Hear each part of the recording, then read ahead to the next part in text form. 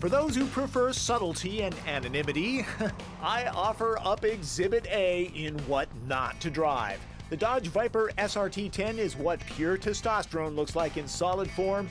This beautiful bad boy has attitude like no other.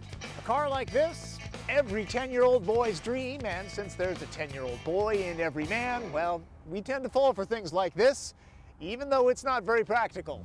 Mainstream car shoppers will find Viper laughable for everyday use. No cruise control, Navi system, heated seats, or cup holders here, though I'm pressing the ashtray into service.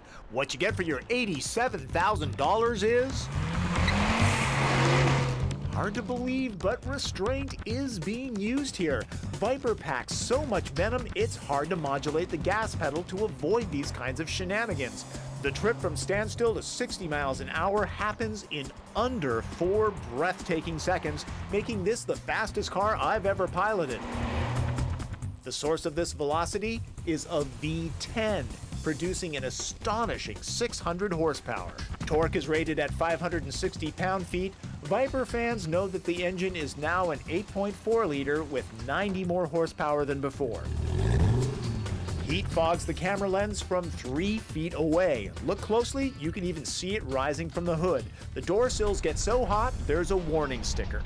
With a cockpit that fits like a glove, Viper is not especially easy to get into, especially if you've got big feet. Once in, there's a wheel that tilts but doesn't telescope. The pedals adjust, though.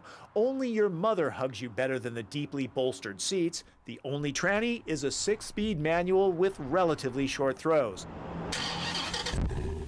The primal growl and thrill ride quality of the Viper is very appealing. Showing off the capabilities of this car requires either a racetrack or a jail sentence. Cornering is supremely confident due in part to the steamroller wide tires. The very, very stiff suspension will introduce you to every pebble and imperfection on the pavement. Huge Brembo anti-lock disc brakes all around. Stop this snake heroically.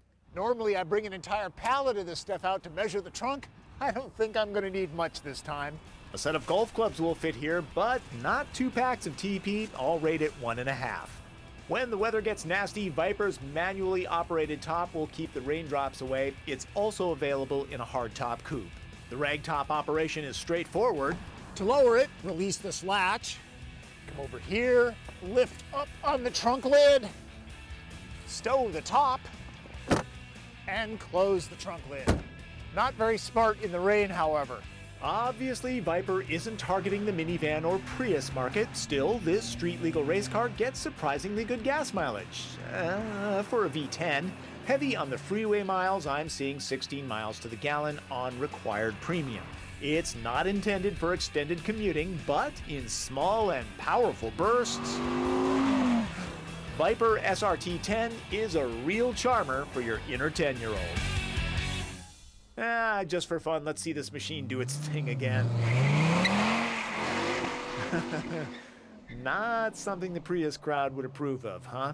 Now, when I took delivery of the Viper, I fully expected to receive my share of one-finger salutes from the more eco-minded citizens of Seattle, where I reside.